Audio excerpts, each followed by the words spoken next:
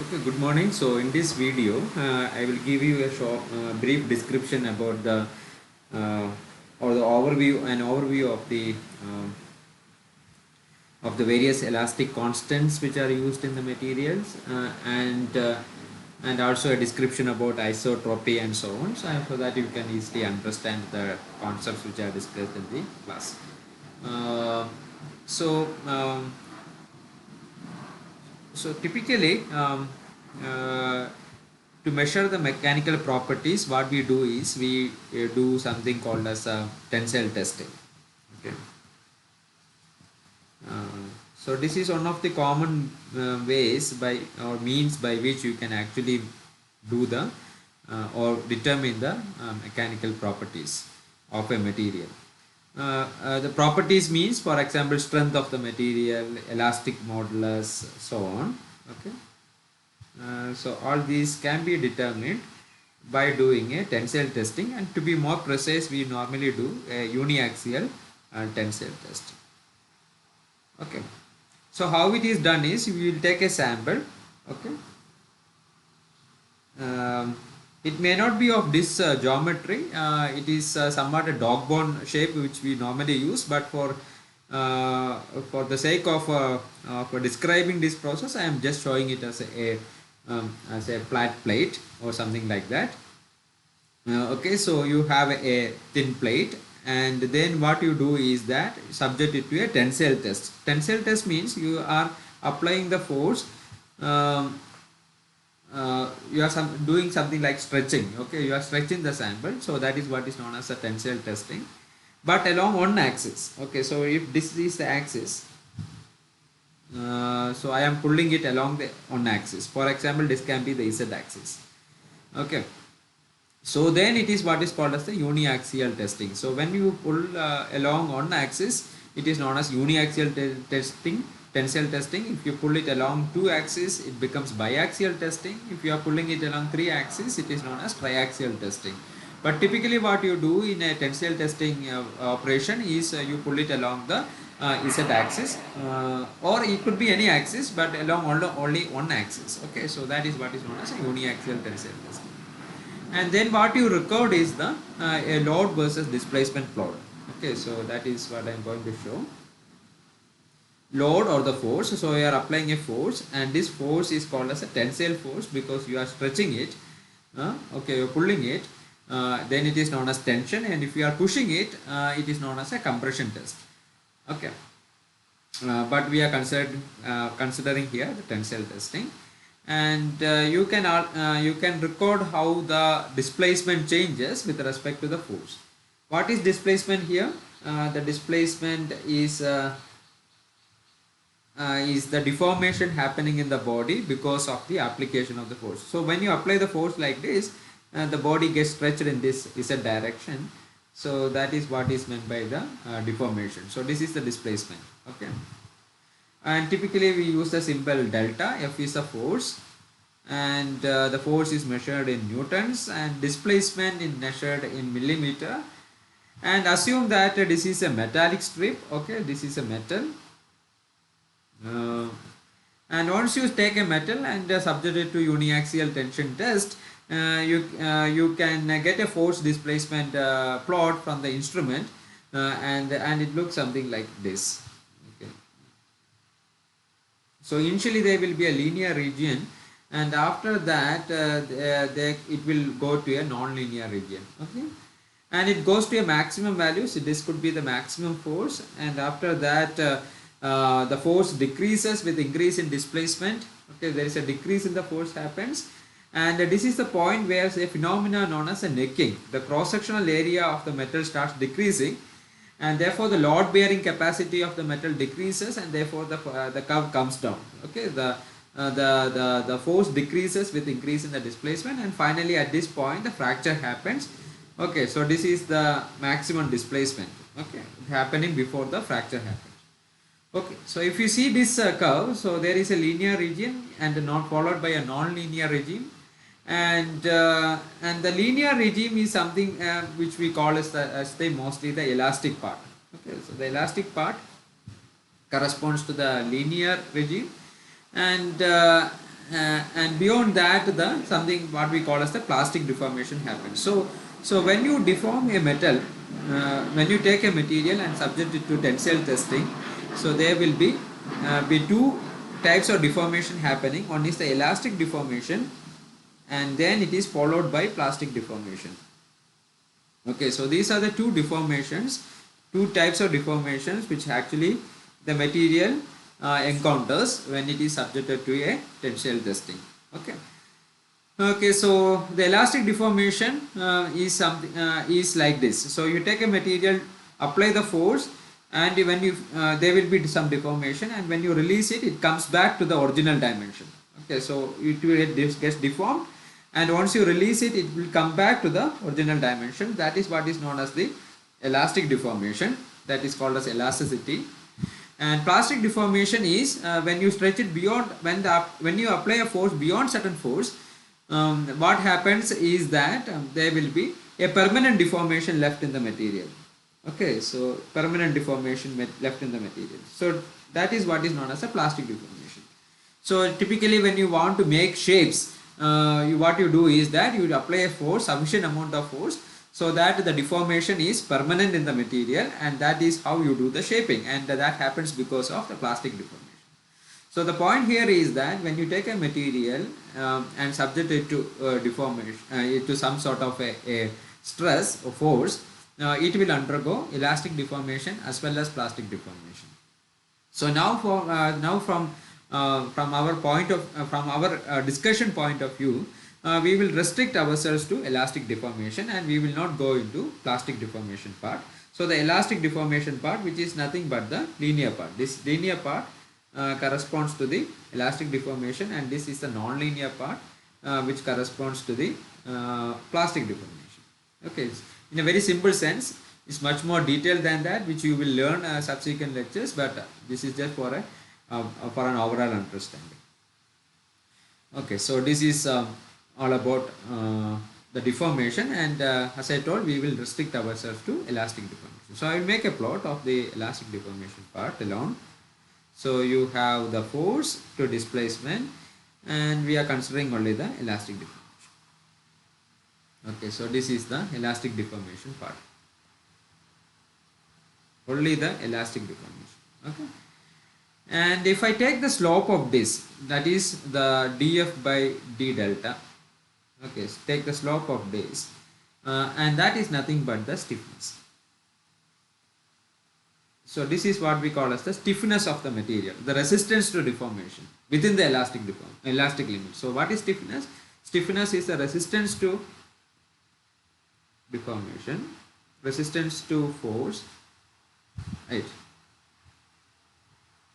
or deformation. I think it's more precisely resistance to force. When you apply a force, there will be a resistance to the force applied. That is what is nothing but the stiffness, but within the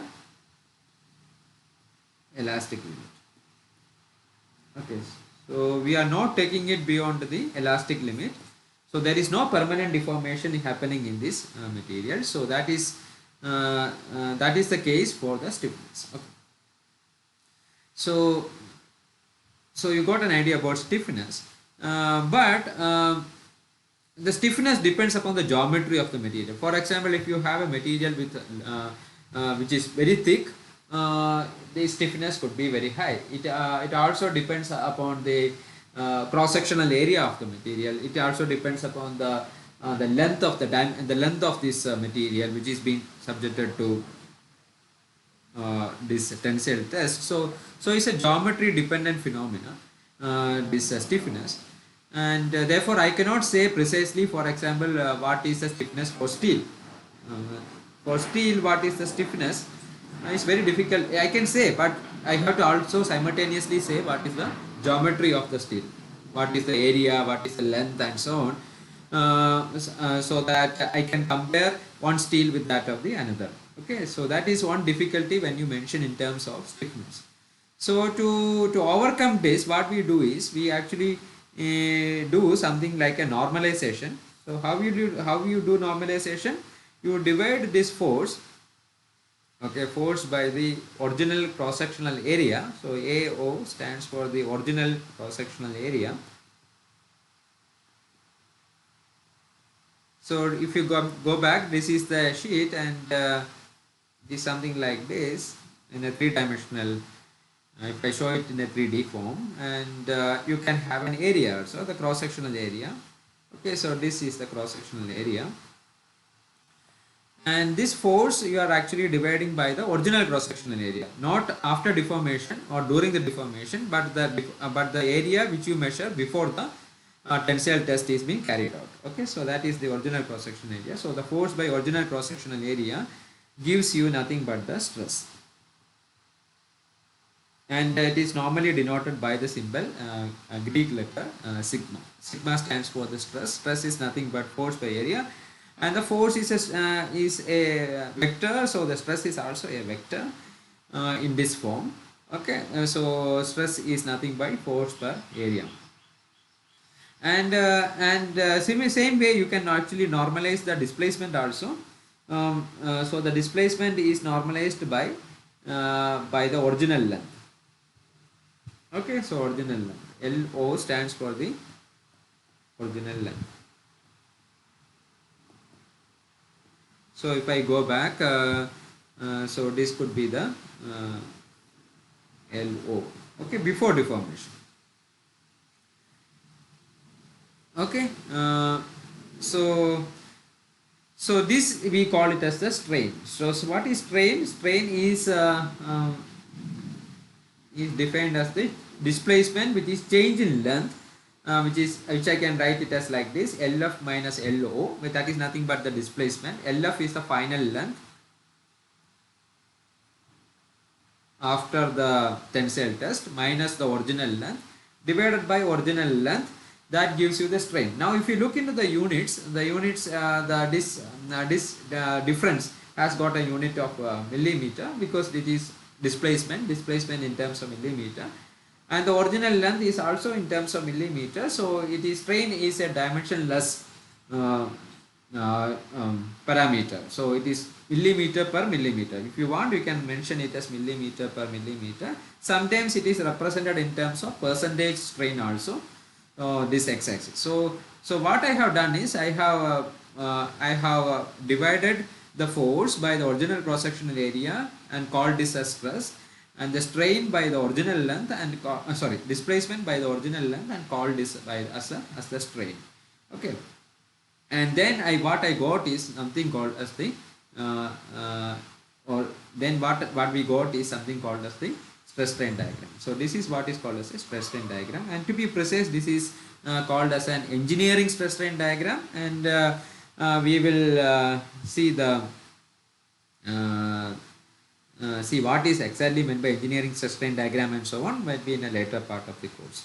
Okay, so this is the stress strain diagram. I will replot it. So stress along the y-axis and strain along the x-axis. Strain is normally denoted by the Greek letter epsilon. Okay, and this is engineering stress and engineering strain, to be precise, and same way you will get the elastic part, and this is the elastic part of the stress strain diagram. Okay, so now what I have done, I have just simply divided by A0 here and divided by original length here in the x-axis to get the stress strain diagram. So what will eventually happen is you are actually multiplying by some constant here, so the slope only gets changed. It will not be the exact slope here. The slope gets slightly tilted because you are multiplying by some constants, because A0 and L0 are constants, right? So if I take a slope of this, slope is nothing but d sigma by d epsilon. Okay, so that we call it as the elastic modulus. Okay.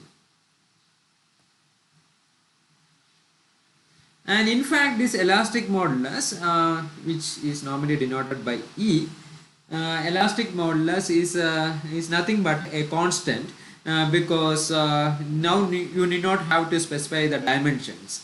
Okay, so you need not have to tell what is the area, what is the thickness, and so on, and I can always tell what is the elastic modulus of a particular material. For example, steel, we know that the elastic modulus is 210 gigapascal, and it is independent of the geometry. It doesn't depend upon the geometry here. So once you represent in this form, it is not at all dependent upon the geometry. So that is the important thing about plotting it in terms of the stress strain diagram. So what you get from the instrument is actually a force displacement plot, or the because you have only a load cell and an extensometer. Load cell will measure the force and extensometer will measure the displacement, and you get the force displacement plot, and from that you can actually determine the stress strain diagram. Okay, so this is the stress strain diagram, and if you take the slope of the stress strain diagram within the elastic limit, we get what is called as the elastic modulus. That is how you normally determine the elastic modulus of a material, okay, subjected to uniaxial tensile test. Okay, so this is the elastic modulus of a material, and that is 210 gigapascal. And one more point before I discuss the linear elasticity. Um, this is a linear elastic material. So we have treated, we have taken a metal, right? We have taken a metal. It's very important. This is a very important point. I have taken a metal. Okay, if I change the metal, change the material to some other thing, for example, polymer, the stress strain diagram, even though in the elastic part, can be non-linear. Okay, so it is not necessary that the elastic stress strain, elastic part of the stress strain diagram will be always linear. Okay, in certain materials it can be non-linear also. Okay, so that is a very important point. So I have taken a metal, and this has got linear elastic properties. Okay, so linear elastic. Why I say linear elastic? Because the stress strain diagram within the elastic limit is linear. So that is why we call this as a linear elastic. And you know the famous relation also. The stress is directly proportional to strain. This you might have studied already, and it's known as the Hooke's law. And it's a very famous law, and we can write it multiplying by the proportionality constant, and that is nothing but the elastic modulus, which is the same E. So the same elastic modulus. So stress is elastic modulus multiplied by strain. But the point here is that this rule or this law is valid only under certain conditions. So all the laws, when you say the laws are only valid under certain conditions. These are not universal laws. Okay, you cannot extend it to all material systems and so on. For example, this says that the material is linear. This is a linear relationship. Right, it's a linear relationship, but as I told, in case of certain other material systems like polymers and so on, the relationship can be non-linear even within the elastic limit.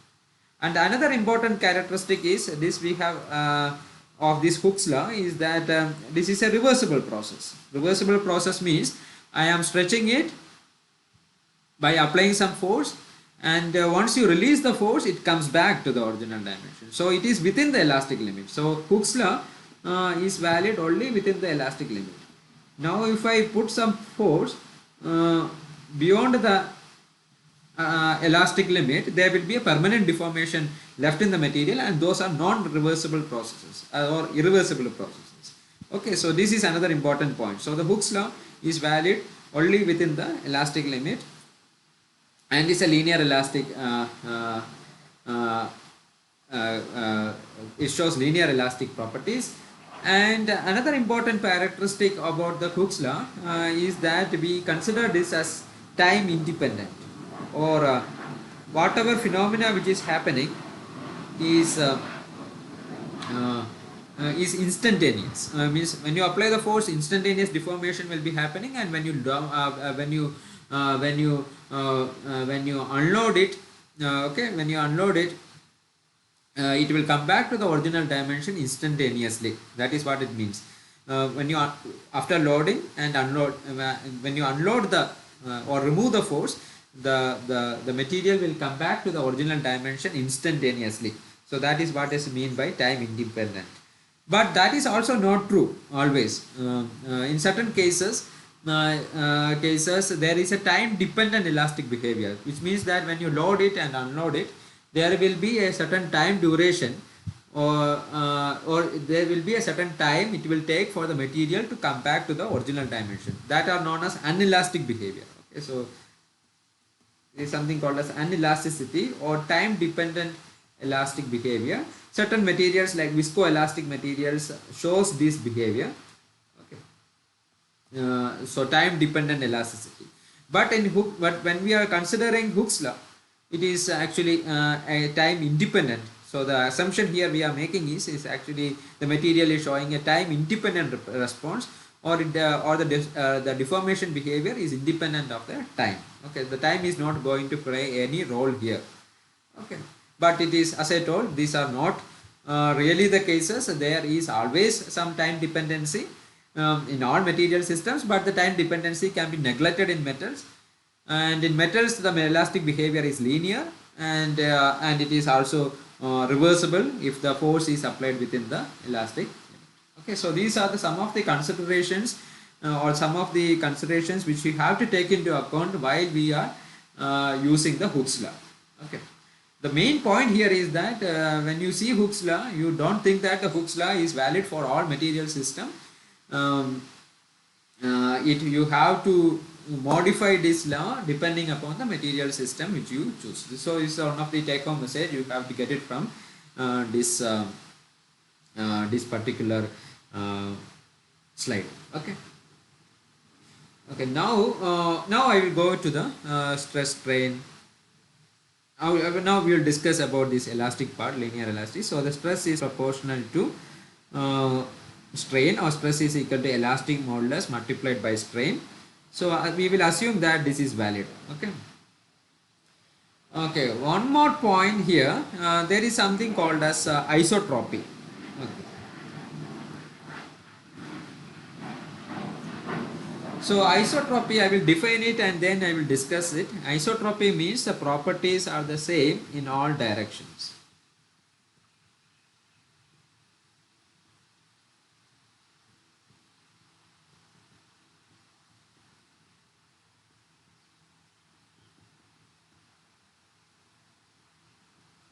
Okay, properties are the same in all directions. Then we call that the material is isotropic. Typically, for all practical applications, we can consider metals as isotropic. Single crystals, we will study later. Single crystals are anisotropic. Single crystals are anisotropic. I will note it down here because that is very important point.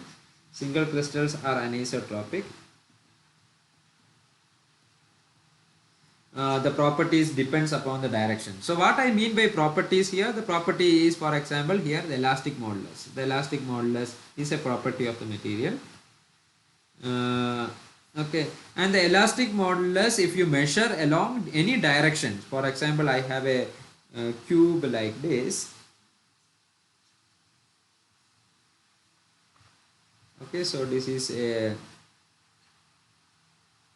cubical material with a cubical geometry, and I can give a coordinate axis. So might be some other color. Okay, so this is my axis.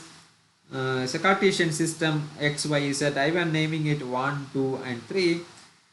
Okay, to show the direction. So what I can do is that I can do a tensile test by pulling it along one direction, or I can do a tensile test by pulling it along two direction, or I can do a tensile test by pulling it along the three direction. This material.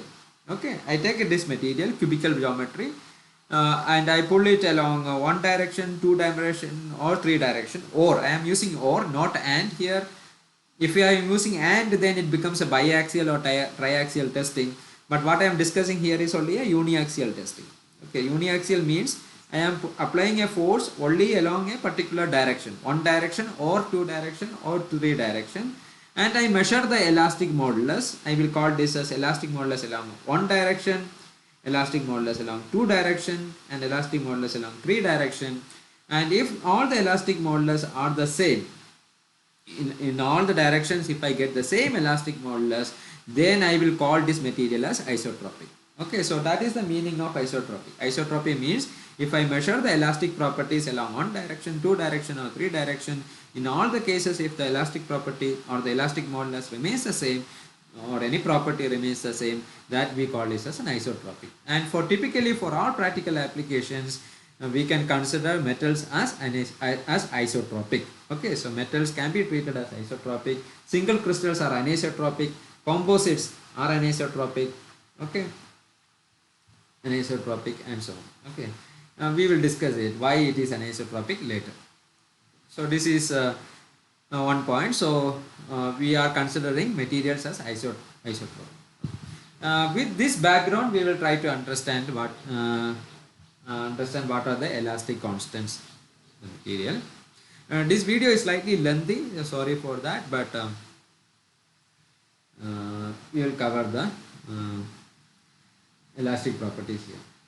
Okay, so now again we will continue with our cubical geometry. Okay, so this is the cube. So now what we can do is that we can see what are the types of stresses here. Maybe I will have to again show the coordinate axis. Okay, so x, y, z. It's a cube. So I took cube because you can easily show it by a Cartesian system. So 1, 2, and 3. So this corresponds to my x-axis, this corresponds to y-axis, and this corresponds to my z-axis. And what I can do is that as I told, I can apply a stress along one direction. Okay, normal to that, this plane. Okay, so this is the plane, and I am applying a stress perpendicular to this plane. So that is what I represent it as sigma 1 1. Okay, so I am applying a force along the plane 1, along this plane. Okay, this plane, and in the direction 1. Okay, so that is what is known as sigma 1 1. Similarly, I can apply a force along the two direction perpendicular to this plane. Okay, so that is known as sigma 2 2, and you can also apply a force across this plane. Okay, in the direction 3. That is known as sigma 3 3. So these are what are known as the normal forces or normal stresses. Okay, not forces here, corresponding stresses. How will you get? Divided by the cross sectional area. In this case, the cross sectional area is the same. So what are normal stresses? Stresses applied normal to certain faces in a particular direction. So along one direction, two direction, three direction. So these are the three normal stresses. Similarly, you can apply a stress tangential to the plane. Okay, tangential to the plane. Those are known as shear stresses. And I use the notation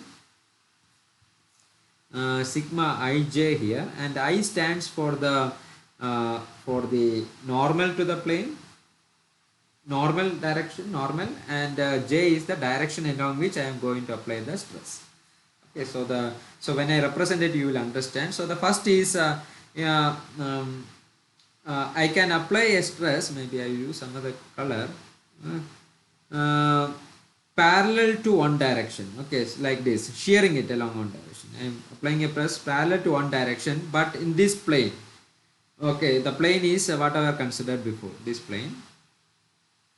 But I am applying the plane, applying a force parallel or tangential to this plane, but along the two direction. Along the two direction. So that is what we call it as the sigma 1 2. Okay.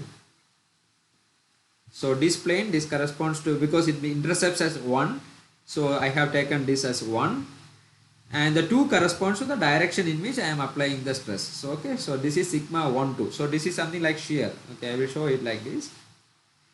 So if this is the face, I am applying the force like this. Okay, so what will happen? It gets sheared like this. So this is what is known as the shear.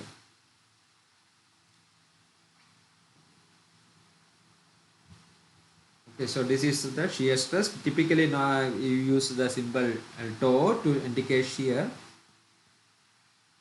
and in this case sigma 1 2, and similarly you can have two other shear stresses also. What are those shear stresses? For example, along the 3 with respect to this plane intercept at plane 2. So this okay, so this one, so along the plane 2, but along the along the direction 3, so it is sigma 2 3. And similarly for 3 along 1, okay, 3, the plane is 3 and the direction is along 1, okay, this direction, so that is what is sigma 3 1. So these are the 3 shear stresses, and there could be corresponding parallel stresses also. For example, for this plane there could be a parallel stress here also, right? That will be again 3, but is along 2, so it is sigma 3 2, right? Whatever I have drawn now, that is sigma 3 2. And similarly I could have a parallel stress in other 2 directions also. You can just think it is sigma 2 1 and sigma 1 3. So these are the 6 shear stresses across the 6 phases. Okay, across the 6 phases you can have the 6 shear stresses also. Okay, so you can see that if you count the number of stresses, there are 3 normal stresses and 6 shear stresses. So altogether there are 9 stresses, and it is convenient to represent all the stresses in the form of a matrix. Okay, and this is known as the stress matrix, and that is represented like this: sigma 1 1, sigma 1 2, sigma 1 3, sigma 2 2, sigma 3 3. These are all the normal stresses, and the other stresses which I am representing now are the shear stresses. So the diagonal elements contains the normal stresses, and the other elements corresponds to the shear stresses. So this is what is known as the stress matrix, and it has got 9 elements, and in fact this is a tensor. Okay, in fact this is a tensor. I am not going to discuss about this, all these details might be discussed, might be all these things will be discussed in a later part in a mechanics of solid course, but this we consider this as a tensor. So this is my stress matrix, and similarly because of the stress there could be displacement, right? When I apply a stress along the one direction, there could be stretching happening along the one direction, and therefore there should be corresponding strains for all these stresses. Okay, the corresponding strains also can be denoted in a matrix form. Same way you have the strain matrix. So this is the earlier one is my stress matrix, and this is my strain matrix. And it also has 9 components. Okay. Okay, so this is the stress matrix, and this is my strain matrix, and therefore the relation between the stress and the strain, that is sigma, is equal to E epsilon. What will be the size of the matrix here? It will be a 9 into 9 matrix. So it's a 9 by 9 matrix. Why? Because each of the strain components can be represented as a linear combination of all these 9 stresses. So each of the strain components can be represented as a linear combination of 9 stresses.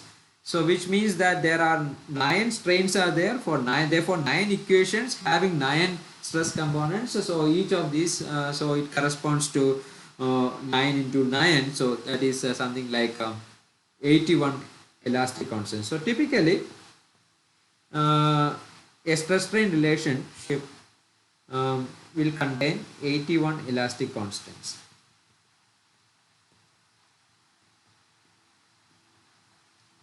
Okay, and one of these elastic constants is my elastic modulus, which we call it as the elastic modulus. Okay. Okay, so there are actually 81 elastic constants. So where are these 80 other remaining elastic constants, which is very difficult to see here from this equation. But we can make some assumptions and reduce the number of elastic constants. For example, to ensure the stability of this matrix and so on, which is little bit beyond our discussion, but we can for the time being understand that I can write sigma ij as equal to sigma ji. I am changing the indices. For example, sigma 1 2 is equal to sigma 2 1. That sort of a symmetry if you assume, and similarly epsilon ij is equal to epsilon ji. I can bring down the matrix to 6 bar 6. because once you assume that, then you have only these constant stresses you need to consider: 1 2 3 4 5 6 for stress, and similarly 1 2 3 4 5 6. So 6 for stresses and 6 for strains, because sigma 1 2 is equal to sigma 2 1 and sigma 1 3 equal to, so we can actually neglect it, and we can reduce this to 6 elements and this also to 6 elements, and therefore 6 into 6 you will actually reduce the number of elastic constants to 36 elastic constants. Okay, so by considering this sort of a symmetry assumption, okay, this is again an assumption, symmetry assumption, by bringing in or the stability assumption, you can actually bring it reduce the number of elastic constants from 81 to 36 elastic constants.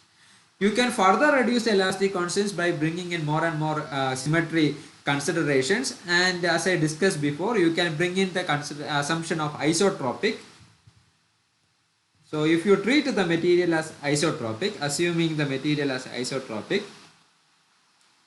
okay, so this is an assumption, you can reduce the number of elastic constants from 36 to 2 elastic constants. Okay, so you see what is the power of this assumption. So once you assume that your material is isotropic and so on, you can keep on reducing these elastic constants, and you can bring it down the number of elastic constants to 2 elastic constants, and of which one of the elastic constants we have already seen, which is the elastic modulus.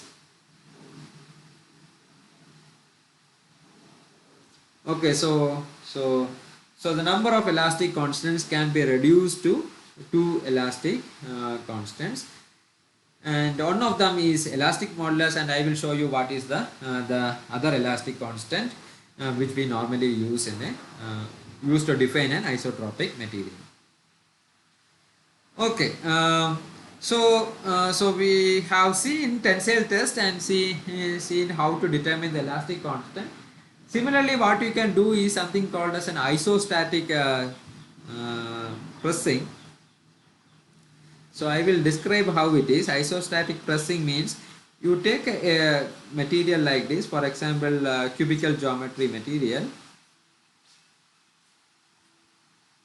and compress it in all the 3 directions. Okay, I am compressing it along 1 direction, 2 direction and 3 directions simultaneously. It is like applying pressure, uniform pressure, okay, uniform pressure from all directions. Typically how it is done is you take this material and immerse it in water. Okay, so once you immerse it in water, the water will exert pressure uniformly from all directions. So it is also known as hydrostatic pressing. So what will happen is, because of this hydrostatic pressing, the volumetric shrinkage will happen, right? The volume gets decreased. Okay, so therefore you can actually have a relation between this pressure and the volumetric strain, and that is given by the bulk modulus. Okay, bulk modulus. So what is bulk modulus? Which is normally denoted by the symbol K. Don't get confused with Boltzmann's constant. This is a symbol which is used. I don't know why, but bulk modulus is normally denoted by the symbol K, and that is defined as a hydrostatic pressure to volumetric strain. So what is volumetric strain? Volumetric strain, I will write here, volumetric strain delta V. Okay, is the volumetric strain. What is volumetric strain? Is the change in the volume by original volume. Okay, so that is nothing but the volumetric strain. So what does it mean? It is a change in the x dimension in the x-axis divided by the x, to the change in the dimension along the y-axis divided by the y, plus change in the dimension along the z-axis divided by the z, and the pressure is uniform. And if you assume that the material is isotropic, we can write in this form. So this is nothing but the strain along the 1 1 direction. So I will give the coordinate also. So this is my 1 and this is my 2 and this is my 3. So this corresponds to 1 1 strain, normal strain along the 1 direction, and this is my 2 strain, and right, and this is my E epsilon 3 strain. Okay, so this is the this is nothing but my volumetric strain. Okay, so the volumetric strain is the strain along the one direction plus strain along the two direction plus strain along the three direction. So together we will give the volumetric strain. And what is hydrostatic pressure? The hydrostatic pressure is nothing but the trace of this matrix. Trace of this matrix. Okay, so that is nothing but the hydrostatic pressure. So I can write this as a sigma 11 plus sigma 22 plus sigma 33, which is the hydrostatic pressure, sum of the normal stresses, divided by the volumetric strain, which is epsilon 11 plus epsilon 22 plus epsilon 33. So this is nothing but my bulk modulus K. Okay. So this is another elastic constant. So we have seen elastic modulus here, and in addition to that you have a bulk modulus also of the material, and bulk modulus is something which is related to the hydrostatic pressure, the uniform pressure which is acted from all the three directions, resulting in some sort of a densification or volumetric shrinkage. And another one modulus which is there is actually the shear modulus. Okay, so this is also there.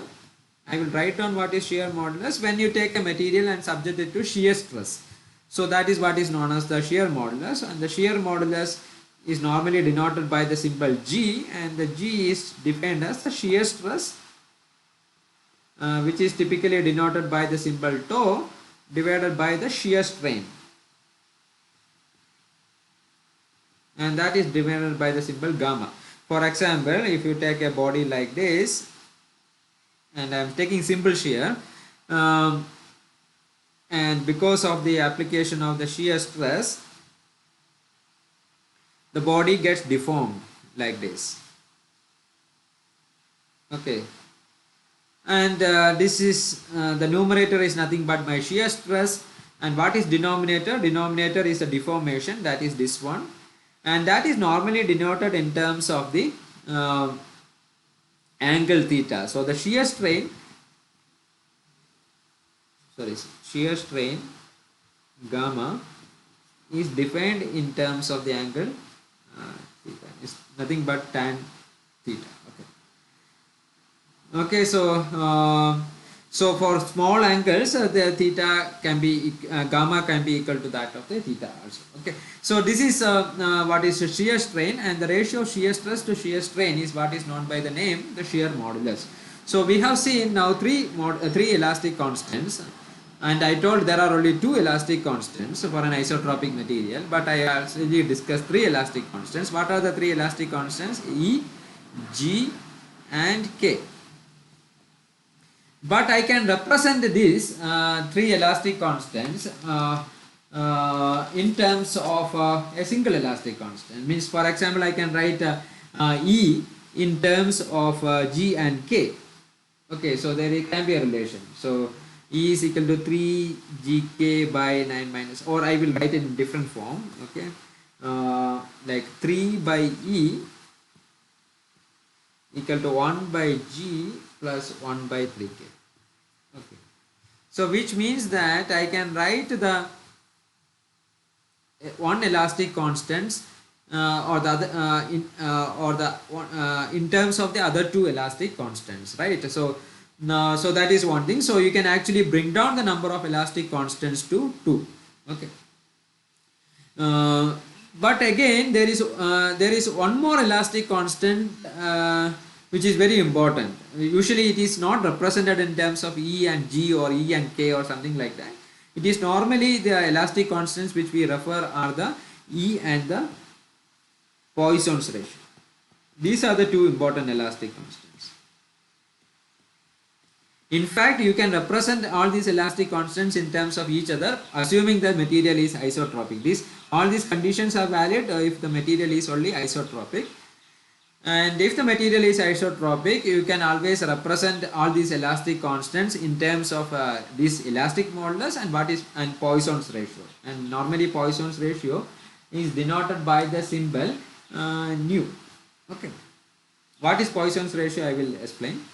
But these are the two constants which are commonly used. You can also represent in terms of E and G or E and K and something like that. But typically it is expressed in terms of E and Poisson's ratio. What is Poisson's ratio? I will tell. So if I take a body like this,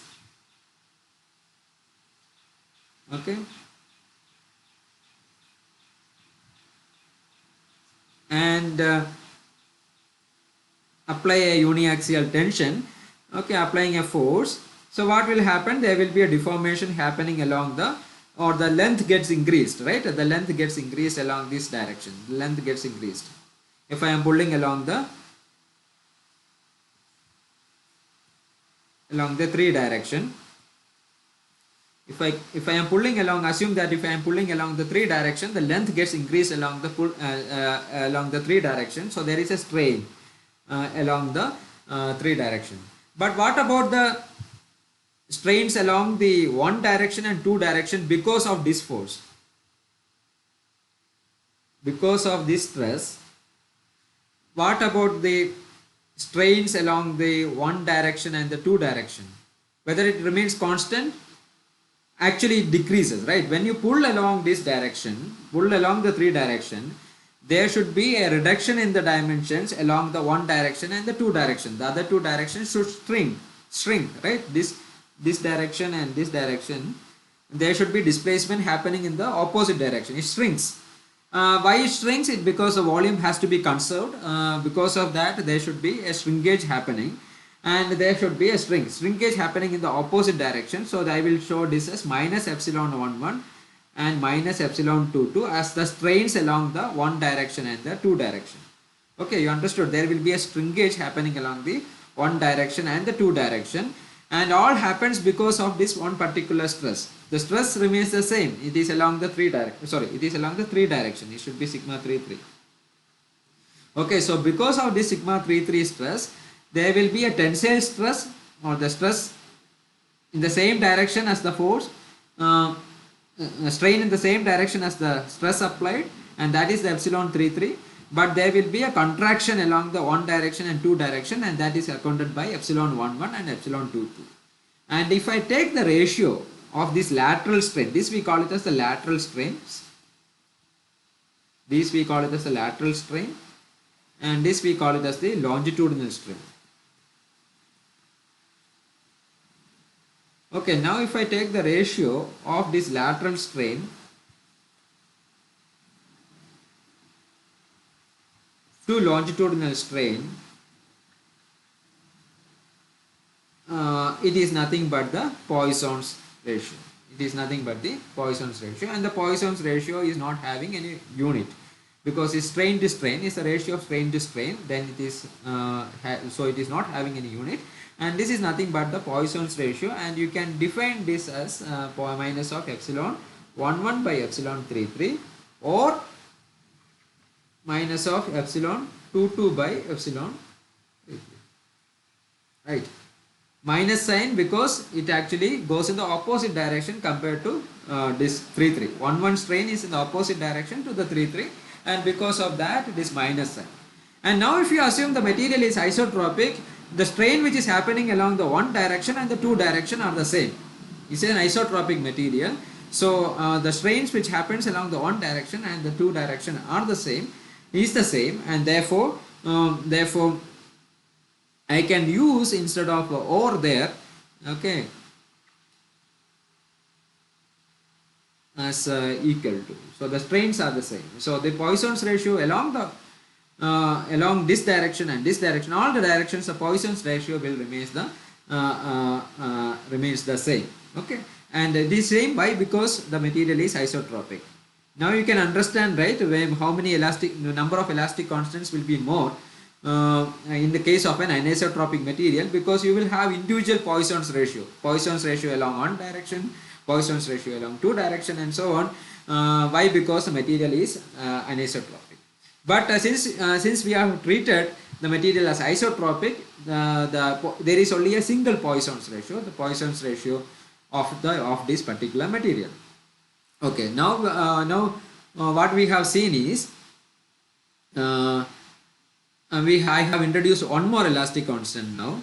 So I will write down all the elastic constants E, G, K and nu. These are the four elastic constants, and I told that E, G and K can be represented in terms of each other, like 1 by I forgot again, 3 by E is equal to 1 by G plus 1 by 3K. It is written in a different form in your textbook. E is equal to 9GK by E, G plus 3K or something like that. I forgot, but you can see it. You can make it. Okay, so that is a relationship, and similarly you can have a relationship between E and G as well as E and K in terms of Poisson's ratio. So I will write it down. So the one of the relation is E is equal to 3K into 1 minus 2 mu. All these can be derived, which I am not doing it. These are very simple derivations. You can try it out yourself, or you will be studying this in the mechanics of solid course. So I am not going into detail. I can also write in terms of E is equal to 2G into 1 minus 1 plus. Okay, so these are the relations. So from all these relations you can see that you need only two elastic constants. Either you need E or G or E or nu or something like that. You need, if you know two elastic constants, you can describe the property of your material, provided again the material is isotropic. If your material is isotropic, you need only two elastic constants, and the commonly used elastic constants are the E and nu. Sometimes it is represented in a different form. In those cases it is known as Lami's constants.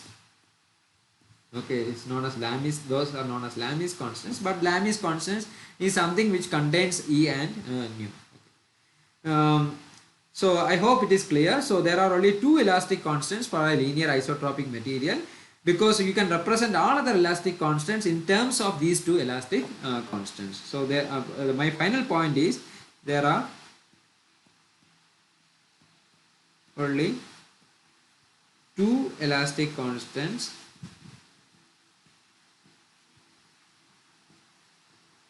for a linear isotropic material, okay, obeying Hooke's law, and those constants are E and nu. And just to give you an exercise, and the mu, the Poisson's ratio, lies in this range. Okay. Sorry, I should not use not equal. Okay, I minus 1 less than mu less than 0. So this is the range within which Poisson's ratio lies. The Poisson's ratio lies between minus 1 and 0.5. Typically for metals,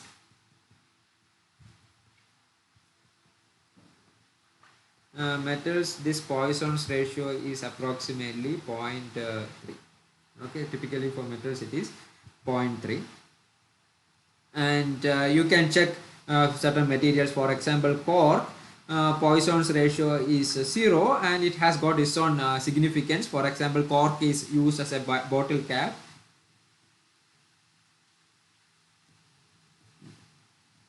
Mainly because of this reason, because its Poisson's ratio is 0.